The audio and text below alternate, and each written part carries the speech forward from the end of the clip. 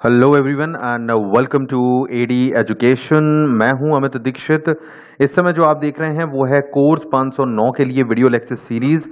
ये जो सीरीज चल रही है वो सभी लेक्चर्स आपको यहाँ पर इस सीरीज में देखने मिल रहे हैं 509 कोर्स के। इसके अलावा 508 के भी लेक्चर्स जारी हैं। उनको देखने के लिए इसी वीडियो के नीचे डिस्क्रिप्शन में आपको लिंक मिल जाएगी, तो उस पर आप क्लिक करके अभी तक के सभी लेक्चर्स को देख सकते हैं। शुरुआत से देखिए और अपनी बेहतर तैयारी कीजिए।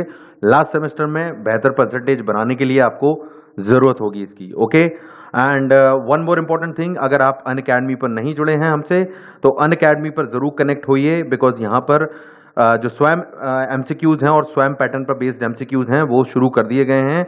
आप उनको जाकर देखिए। ये आप देख सकते हैं स्पेशल कोर्स आपके लिए है, ये आपको दिखाई दे रहा है स्क्रीन पर। तो अनअकैडमी की लिंक आपको इस वीडियो के नीचे डिस्क्रिप्शन में मिल जाएगी, डायरेक्ट लिंक। तो वहां जाइए, इन वीडियोस को देखिए और फॉलो का बटन दबाकर फॉलो कर लीजिएगा वहां पर, और एनरोल कर लीजिएगा एनरोल का बटन दबाकर, बिकॉज ये फ्री कंटेंट है, कोई प्रॉब्लम नहीं है और आपको आगे तक एग्जाम तक बहुत हेल्प करेगा। राइट, आगे भी काफी कुछ कंटेंट हम यहाँ पर अपलोड करने वाले हैं। इसके अलावा अगर कोई भी टीचिंग एग्जाम की आप प्रिपरेशन कर रहे हैं, सी टैट हो, आर टैट हो, कोई भी टैट हो, तो आप यहाँ जरूर कनेक्ट हो या दूसरों को भी सजेस्ट करें। This is my suggestion for you so that they can get the benefit. Okay, चलिए स्टार्ट करते हैं और आज के लेक्चर में हम आगे बढ़ते हैं। तो आज का लेक्चर जो हम कंटिन्यू करेंगे वो होगा कोर्स 509 के अगले टॉपिक का। कोर्स 509 के ब्लॉक 1 के यूनिट 2 को हम कवर कर रहे हैं और यूनिट 2 पे आज हम 2.2.5 यानी कि 2.2.5 इस लेक्चर को, इस टॉपिक को आज हम कवर करेंगे इस लेक्चर में। राइट, तो चलिए समझते जाइए। थोड़ी टफ है ये पूरा जो अभी सामाजिक विज्ञान का जो यूनिट चल रही है, इसलिए इस पर खास तौर पर आपको ध्यान देना होगा, रिपीट भी करना होगा। मैं इंपॉर्टेंट पॉइंट्स आपको बता रहा हूं और इंपॉर्टेंट चीजें भी, तो केयरफुली सुनिए। इसको शेयर कर दीजिएगा, लाइक कर दीजिएगा, क्योंकि ये लोगों तक पहुंचना जरूरी है ताकि आप ही के साथी लोग जल्दी से जल्दी बेहतर तरीके से तैयारी कर सकें। राइट, तो चलिए आगे बढ़ते हैं, स्टार्ट करते हैं लेक्चर। तो देखिए, सबसे इंपॉर्टेंट बात है यहाँ पर टॉपिक जो लिया गया है, सामाजिक विज्ञान पाठचर्या पर उपाक्षित परिप्रेक्ष्य का प्रभाव। तो अभी हम अलग अलग प्रभाव पढ़ रहे हैं सामाजिक विज्ञान पर, आपने देखा इससे पहले के लेक्चरों में। और आज हम पढ़ेंगे उपाक्षित, मतलब उपेक्षित जो होते हैं ना, आप जिनकी उपेक्षा की जाती है, उसका क्या प्रभाव है। अब यहाँ मैं आपको एक चीज बताऊं कि यहाँ भाषा बहुत ही टफ यूज की गई है इन पूरी यूनिट्स में। एक तरह से देखेंगे आप तो उससे ये बहुत टफ हो जाता है, इसलिए इसको आपको सिंप्लीफाई करके मैं पढ़ाने की कोशिश कर रहा हूं। तो आप थोड़ा क्लियरली समझते जाइए कि मुश्किल नहीं होगा अगर आप समझेंगे तो देखिए, यहाँ पर अब उपेक्षित वर्ग की बात की गई है, उपेक्षित परिप्रेक्ष्य की बात की गई है। तो यहाँ पर बताया गया है कि समाज और इतिहास में अगर हम बात करें तो ऐसे कई वर्ग रहे हैं शुरू से ही जो उपेक्षित रहे हैं। सिंपल शब्दों में बता रहा हूँ, यहाँ बहुत टिपिकल वर्ड्स हैं। तो यहाँ पर देखिए, अभिजात वर्ग जो थे, जो अभिजात वर्ग थे, उनके सदस्यों को सब अल्टर्न वर्ड से संबोधित किया जाता था। राइट, तो ये चीज ध्यान रखिएगा, समाज और इतिहास में जो भी अभिजात वर्ग रहा है, से असंबद्ध लोग रहे हैं, जो उनकी चीजें नहीं हैं, उनको अभिजात वर्ग को सब अल्टर्न वर्ड से यूज किया जाता था।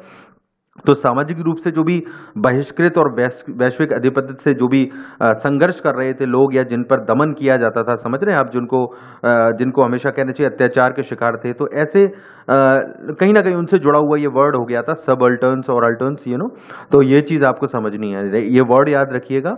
और ऐतिहासिक वर्णन में 1980 की शुरुआत में इस तरह के शब्दों का प्रयोग हुआ था पहली बार, और 1980 के टाइम पर।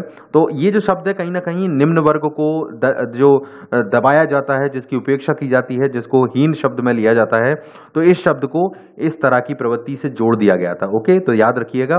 और उपाक्षित परिप्रेक्ष्य में इसीलिए इस चीज को देखा जाता है कि सभी इतिहासकारों ने, ब्रिटिश इतिहासकार रहे हुए कोई भी हो, कहीं ना कहीं इस चीज को समझा है कि जो उपेक्षित वर्ग रहा है उसने बहुत ज्यादा प्रभाव पड़ा हर देश पर, और खासकर हमारे भारत देश पर। तीसरी दुनिया के देशों में भी उपाक्षित विद्यालयों के विचारों की बात की गई, जैसे इतिहास, अर्थशास्त्र और जो सामाजिक विज्ञान के अध्ययन में कहीं ना कहीं इनका बहुत अहमियत रखी गई। बेसिकली इस पर ध्यान देना जरूरी था। उपाक्षित परिप्रेक्ष्य कहीं ना कहीं कई तरह की चीजें ऐसी थी जो जिनकी वजह से कई ऐसे आंदोलन हुए, जिसकी वजह से कुछ ऐसे जब इनके अधिकारों पर बात आई तो कई ऐसे दिक्कतें पैदा हुई, और उसकी वजह से कई बड़े आंदोलन हुए, जैसे कि किसान आंदोलन था, जैसे संथाल किसान आंदोलन, जो संथाल विद्रोह था 1955 में हुआ था। इस डेट को और नाम को याद रखिएगा। चंपारण सत्याग्रह हुआ, डेट आपके सामने दी गई है 17/18/1900। बारडोली सत्याग्रह हुआ। तो ये सब क्या थे, अल्टन द्वारा किए गए थे। मतलब कि कहीं ना कहीं जो एक लोगों को अधिकार नहीं मिल पा रहे थे, उसकी वजह से ये इतने बड़े बड़े आंदोलन कहीं ना कहीं हुए। और जो उस समय औपनिवेशिक प्रशासन था, मतलब दूसरों जो बाहर से आए वो लोग शासन कर रहे थे और उनकी दमनकारी जो नीतियां थी, उनके कारण ये आंदोलन हुए थे। तो कहीं ना कहीं दबाया जा रहा था कुछ वर्गों को। तब से ये चीज हो रही थी कि कहीं ना कहीं ऐसे वर्ग थे कहीं ना कहीं कि जिनका दमन होता था, जिन पर अत्याचार होते थे या जिनको उपेक्षित किया जाता था। तो ये सब चीजें वहां से शुरू हुई।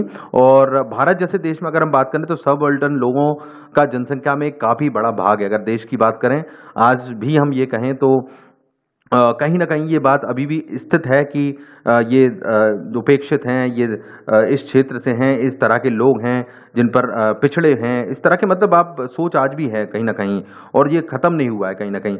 और यही चीज बात होती है कि सामाजिक राष्ट्रीय प्रक्रिया में जो भी चीजें नहीं है और देश को सफल बनाने के लिए ये बहुत जरूरी है। आज भी ये कोशिश देखते हैं आप, सरकार लगातार करती रहती है कि उपेक्षित वर्ग जो है, ये जो पिछड़े हुए वर्ग हैं, वो आगे आए और देश की मुख्य धारा से जुड़े और समय की मुख्य धारा से जुड़े, तभी हमारा देश आगे बढ़ सकता है। तो यही कुछ बात इन्होंने टिपिकल लैंग्वेज में लिखी है, मैं सिंप्लीफाई कर रहा हूं। अभिजात वर्ग की जो भी पकड़ है बेसिकली वो जरूरी है। उपेक्षित वर्ग के जो भी चीजें हैं उनको स्वीकार करना जरूरी है। जो उपेक्षित वर्ग है उसकी मांग जो है कई मुद्दों पर ऐसी है, उनके नजरिए से देखा जाए। उपेक्षित वर्ग जो है उनकी एक मांग हमेशा रहती है कि आप हमारे नजरिए से चीजों को देखिए। कई जगह पर ये सही है और कई जगहों पर किस अलग तरह से होती है, लेकिन उनका यह कहना है। तो कहीं ना कहीं उनके स्तर को समझना, उनकी स्थितियों को समझते हुए उनको एक सपोर्ट देना, और तभी कहीं ना कहीं एक सामाजिक का और देश का एक प्रॉपर रूप आगे बढ़ेगा और तरक्की होगी हमारे समाज के स्तर पर और देश के स्तर पर। वो यहाँ पर बताई गई है कि ये किस तरह से जरूरी है पिछड़े और जो उपेक्षित वर्ग है, एक शब्द में कहें, उनको जोड़ना। ओके, आगे बताया गया लिंग, जाति, जनजातीय परिप्रेक्ष्य के बारे में बताया गया। तो कुछ आंकड़े मिलेंगे, याद करने होंगे, जरूर कर लीजिएगा, बिकॉज इंपॉर्टेंट हैं आपके लिए। तो इसीलिए मैं कह रहा हूं ये थोड़ी टफ है। तो यहाँ तालिका दी गई है, देखिए ये बताया गया है व्यक्तियों, महिलाओं और पुरुषों का सभी राज्यों और संघ शासित प्रदेशों में साक्षरता की दर बताई गई है। तो इस पर रिलेटेड प्रश्न आसानी से बन सकते हैं कि किस राज्य में क्या महिला साक्षरता दर है, क्या पुरुष साक्षरता दर है, क्या टोटल साक्षरता दर है। इस तरह के प्रश्न बनाए जा सकते हैं, कोई मुश्किल बात नहीं है जनगणना के आधार पर। तो इन सभी को आपको पढ़ना होगा। कोशिश कीजिएगा जो जितना ध्यान रख सकें उतना बेहतर है। एक बार पढ़ के जरूर इसको दिमाग में बिठा लीजिएगा। खासकर टोटलिटी में भारत की जो कुल जनसंख्या है उसमें क्या साक्षरता का अनुपात है और कितना महिलाएं कितनी पुरुष हैं, ये आपको पढ़ना होगा। इसलिए इस टेबल को अच्छे से पढ़िएगा खुद से। आगे बताया गया है राज्यों में, देखिए जो अगर ऊपर की टेबल आप पढ़ के जाएंगे तो आप देखेंगे यहाँ पर उसके आधार पर कुछ बातें बताई गई हैं, वो मैं डिस्कस कर लेता हूँ। जैसे कि महिला साक्षरता, यहाँ भी ये बताया गया है कि जो साक्षरता के आंकड़े आप देखेंगे कहीं भी, किसी भी राज्य में, किसी भी देश में, वहां पर जो महिलाओं की साक्षरता का आंकड़ा है वो पुरुषों की साक्षरता के आंकड़ों के मुकाबले में कम है। तो ये हम भी जानते हैं, महिलाओं की शिक्षा के स्तर को लेकर सरकार लगातार प्रयास कर रही है और कितने भी प्रयास करने के बावजूद वो एक जो रेशो है वो मेंटेन हो नहीं पाता और अभी भी चल रहा है। आगे आने वाले समय में इसमें बदलाव बहुत ज्यादा देखने मिलेंगे डेफिनेटली, लेकिन अनुसूचित जाति हो, जनजाति की महिलाएं हो या अन्य पिछड़े वर्ग की हो, क्योंकि हमारा देश देखिए पूरी तरह से शिक्षित नहीं है और इसकी वजह से कई हिस्से ऐसे हैं जहां पुरुषों की अपेक्षा महिलाओं की शिक्षा में भागीदारी कम है, क्योंकि वहां शिक्षा ही नहीं पहुंची है। कुछ जातियां, जनजातियां हैं, कुछ ऐसे क्षेत्र हैं, कुछ ऐसे बहुत बड़े समुदाय हैं जो कहीं ना कहीं अभी रोजी रोटी और इन चीजों में ही लगे हुए हैं, तो शिक्षा तो बहुत दूर की बात है। तो महिलाओं के साथ जो आज कहीं ना कहीं देखा जाए तो जो शिक्षा की वजह से ये दिक्कत है कि कई तरह के अपराध बढ़ रहे हैं, कई तरह के दुर्व्यवहार हो रहे हैं, दहेज संबंधी समस्याएं हो रही हैं, घरेलू हिंसाएं हो रही हैं, ये सब इसमें बताया गया है। और ये सभी तथ्य इशारा करते हैं कि स्त्रियों की स्वतंत्रता, उनके साथ सम्मान बर्ताव करना बहुत जरूरी है और शिक्षा इसमें बहुत अहम रहेगी। और कहीं ना कहीं एक हमारे देश में एक जुनून सा है कि भारतीय लोगों में कि कहीं ना कहीं बच्चियों से को लेकर उतना वो नहीं है और लड़कों को लेकर एक अलग तरह की सोच रहती है। ये देखने मिलता है, स्वयं महिलाओं का भी ये सोच देखने मिलती है। तो ये लिंग अनुपात उसी के कंसर्न में बताया गया है कि हर राज्य का, ये तो आप जरूर याद कर लीजिएगा, इससे रिलेटेड प्रश्न बन सकते हैं। तो लिंग अनुपात बताया गया है प्रत्येक 1000 पुरुषों पर महिलाओं की संख्या। ये बड़े बड़े टेट एग्जाम्स में भी पूछा जाता है इस तरह का प्रश्न। तो ये यहाँ आपको टेबल याद करनी होगी, भारत के किस किस राज्य में क्या क्या महिलाओं की संख्या है 100 पुरुषों पर, सॉरी 1000 पुरुषों पर। तो ये आप देख सकते हैं यहाँ पर, और ये चुनिंदा प्रदेशों का बताया गया, तो इसको तो देख ही लीजिएगा और अच्छे से याद कर लीजिएगा। और यही चीज़ बताई जा रही है कि हमको लिंग अनुपात को लेकर भी ध्यान रखना है, जो एक जेंडर रेशो है वो बदला जाए और एक सही तरह का बैलेंस बने, और महिलाओं के मुद्दों को समाज का जरूरी हिस्सा मानकर उनकी भलाई और योगदान के लिए हमें कुछ प्रयास जरूर करने चाहिए। अर्थव्यवस्था को लेकर या उनके अधिकारों को लेकर कोशिश की जा रही है, नो डाउट, आप जानते हैं सभी कोशिश कर रहे हैं, लेकिन और जरूरी है ये। और स्वतंत्रता के पश्चात महिला साक्षरता दर बढ़ी जरूर है, इसमें कोई डाउट नहीं है, और कोशिश किया जा रहा है कि जितना हो सके लड़कियों को शिक्षा से जोड़ा जाए। भारत में खास तौर पर जो पिछड़ी जातियां हैं वो सामाजिक, आर्थिक, राजनीतिक, धार्मिक दिक्कतों की वजह से कहीं ना कहीं गरीबी और अपमान को सह रही हैं, उपेक्षित वर्ग यही हो रहे हैं आजकल, तो इनको मुख्य धारा से जोड़ना बहुत कोशिश की जा रही है, आज के समय की ये मांग बन चुकी है। और इसी तरह से जिस तरह से पिछड़ी जातियां हैं उनके जो कार्य क्षेत्र हैं या राजनीति में उनका प्रवेश है या नौकरियों में उनका प्रवेश है, उनको सुनिश्चित किया जा रहा है किसी न किसी तरीके से। और इसका कारण यही है कि अगर ये सामाजिक तौर पर जुड़ेंगे तो जो उपेक्षित वर्ग है वो कहीं ना कहीं जो देश के योगदान में बहुत जरूरी होता है, जो मैं आपको ऊपर से बताता आ रहा हूं इस टॉपिक में, कि उसकी वजह से कहीं ना कहीं हमारा देश अटकता है कई चीजों में। और इस चीज को जरूरी है कि अनुसूचित जाति, जनजाति, पिछड़े वर्ग, गरीब, जो ऐसे लोग हैं उनको ऊपर लाया जाए, और महिलाएं खासकर इसमें भागीदारी निभाएं। देश का आधी आबादी हमारे देश की महिलाएं हैं, तो ये चीज बस यहाँ पर बताई गई है। ये टॉपिक ही उसके बारे में। तो कुछ चुनिंदा क्षेत्रों में यहाँ पर अनुसूचित जाति और जनजाति के साक्षरता दर बताई गई है, तो इनको भी थोड़ा पढ़ लीजिएगा। कम से कम 5 प्रदेश के दिए गए हैं, तो अच्छे से थोड़ा समझ लीजिएगा और याद जरूर कर लीजिएगा इसको, ओके। ये जरूरी है। और इसके अलावा सामाजिक क्रांति के लिए यही बताया गया है कि मानसिक तौर पर, एक सामाजिक तौर पर, एक आंतरिक तौर पर बदलाव जरूरी है। शिक्षा में जो एक हीन भावना है कि लड़कियों को कम महत्व देना या पिछड़े वर्गों को, ये सब सोच से निकलना है हमें और इसकी तरफ प्रयास करना है। यही सब इसमें बताया गया है। भाषा टिपिकल लिखी गई है, जिसका कोई आवश्यकता नहीं थी मेरे अकॉर्डिंग, तो सिंपल भाषा में भी लिखते तो इनको ज्यादा बेहतर होती आप लोगों को पढ़ने में, पर फिर भी टफ लैंग्वेज है तो मैं आपको सिंप्लीफाई कर रहा हूं। तो अनुसूचित जाति भारत का एक बहुत बड़ा हिस्सा है, और भाषा भिन्न संस्कृति के अनुसार इन्हें स्वतंत्र जीवन यापन करने के लिए कोशिश करनी चाहिए। इनकी निजी रूपरेखाएं बनाएं इन लोगों से, जनजातियों से जुड़ी हुई, और इनसे जो बेहतर बात यह है कि इनकी जीवन शैली को और बेहतर बनाया जाए। संस्कृति और भूमि की रक्षा के लिए जो ब्रिटिश लोगों से युद्ध किया था उस समय 1855 में संतराल विद्रोह और बिरसा मुंडा के नेतृत्व में क्रांति, इसी के कुछ उदाहरण हैं। तो कहीं ना कहीं ये ऐसी कुछ चीजें नहीं है इतिहास में जो उपेक्षित वर्गों की वजह से कई बड़े आंदोलन रहे, तो ये चीज हमें समझनी चाहिए।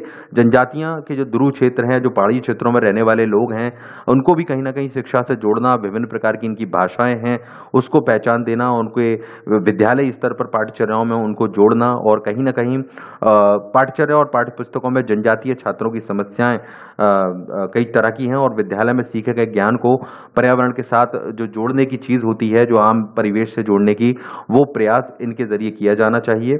और राष्ट्रीय शिक्षा नीति का कथन है कि पाठ्यक्रम शिक्षा के प्रत्येक स्तर पर जनजातीय लोगों की जो सांस्कृतिक पहचान है, इसका कहने का मतलब यह है कि आज जो मैंने आपको पूरे लेक्चर्स में पढ़ाया है इससे पहले भी, कि जो क्षेत्रीय भाषाएं हैं, उनकी संस्कृति है, उनसे जोड़कर उनकी भाषाओं को इस्तेमाल कर, उनके कल्चर को लेकर आप बच्चों को पढ़ाएंगे तो उनको ज्यादा प्रभावित करेगा और इससे उनके सम्मान भी मिलता है, राइट। तो ये कुछ ऐसी चीजें बताई गई हैं। इतिहास, संस्कृति, पर्यावरण, विकास पर चर्चा करने के लिए सामाजिक विज्ञान जो है वो सबसे उपयुक्त विषय है, इसलिए हर कंटेंट में सामाजिक विज्ञान के ये चीजें देखने को आपको मिलेंगी।